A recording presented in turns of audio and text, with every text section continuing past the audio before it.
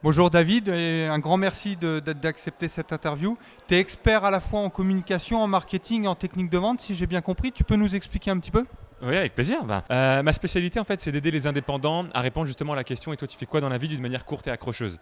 Parce que souvent, quand on a une expertise, on ne sait pas forcément quoi dire, juste en quelques mots, pour donner aux autres envie d'en savoir plus. Et moi, mon métier, c'est d'aider justement ces indépendants à savoir quoi dire en quelques mots, en quelques secondes, pour donner aux autres envie d'en savoir plus. Et à l'origine, qu'est-ce qui t'a donné cette idée justement de faire ça? En fait, très simplement, moi, si tu veux, je viens du monde de la vente. Moi, pendant 13 ans, j'ai été commercial, ingénieur d'affaires. Ok, j'avais une bonne situation, un bon poste, une belle entreprise, mais je ne savais pas forcément quel était le sens que je donnais à tout ça. Tu vois, et c'était la veille de Noël. J'ai mon garçon qui s'appelait Timothée, enfin il s'appelle encore Timothée. À l'époque, il avait 4 ans. Il me dit: mais papa, c'est les vacances. Pourquoi est-ce que tu vas en travailler? Parce que dans la vente, quand c'est fin d'année, c'est les objectifs commerciaux. Il faut terminer son année. Et donc du coup, je rentre puis je lui réponds tac au tac: tu sais, Timothée, pour avoir l'argent, pour avoir les voyages, pour avoir les jouets, pour avoir la maison, pour avoir la voiture, tout ça, il faut de l'argent. Et là, c'est le moment où tu réponds ça à ton enfant. Et je me suis dit: mais attends David, c'est ça la réponse que tu veux donner à ton fils de 4 ans? En gros, que la vie, ça se résume à payer des factures.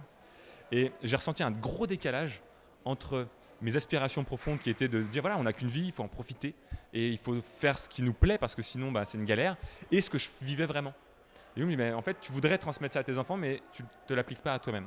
Et ça a été pour moi l'élément déclencheur. Donc du coup, tu es passé du salariat Oui. à une zone d'entrepreneuriat où tu sors de ta zone de confort.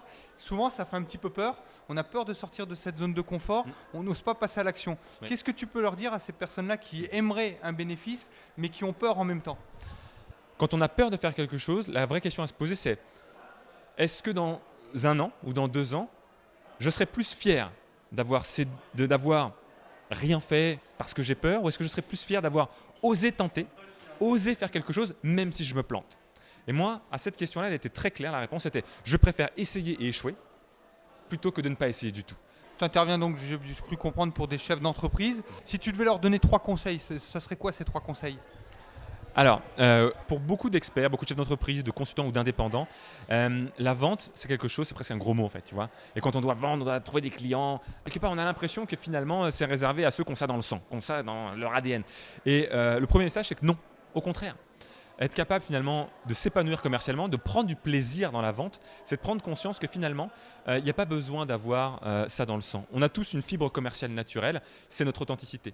Et à partir du moment où on est dans la recherche d'un accord gagnant-gagnant, on se dit: ok, qu'est-ce que je peux faire pour toi? Comment je peux t'aider? Est-ce que je suis la bonne personne pour t'aider? À partir du moment où on est vraiment dans la bienveillance et dans la recherche de solutions communes, eh bien là, on va trouver des clients. Et le deuxième message que je pourrais faire passer, c'est de se dire que si on est sûr d'avoir une solution qui peut aider nos clients, c'est de notre devoir de proposer et d'aider notre client à nous faire confiance. Tu connais Dr House? Oui. Dr House, tu sais, c'est ce médecin où quand il a en face de lui un patient qui est sur le point de mourir, il s'en fout. Il ne va pas chercher le moyen classique, il va trouver toutes les solutions pour faire en sorte que son patient accepte le traitement. Pourquoi il fait ça? C'est parce qu'il sait que si son patient ne lui dit pas oui, il va mourir. Donc, je pense que comme le Dr House, si on est convaincu qu'on peut aider nos clients, c'est notre devoir de les aider et de faire en sorte qu'ils nous disent oui. Si je comprends bien, donc on bascule d'un état, d'une situation où je vais vendre quelque chose à j'offre une valeur ajoutée, et du coup ça me passionne et ça passionne le client, c'est ça? Tout à fait. Et au-delà de ça, effectivement, je lui offre une vraie solution en fait. J'offre une solution à son problème. Parce que si je vais voir un client, c'est qu'à la base, il a une difficulté. Donc oui, effectivement, je ne suis pas dans une posture où je vends, je suis dans une posture où je lui apporte une solution. Et la troisième clé, si tu veux un petit peu plus concrète de tout ça, j'ai une conviction profonde, c'est que celui qui gagne sur n'importe quel marché, quel que soit le domaine d'activité, c'est celui qui est capable de parler le langage du client mieux que les autres. Parce qu'on parlera le langage de notre client, on utilisera les bons mots, on saura quoi dire, et donc naturellement, notre client on se dira: waouh, mais s'il me comprend et s'il me connaît autant, c'est sûrement qu'il a la solution, qu'il va pouvoir m'aider. Et je pense que c'est le bon partenaire pour moi.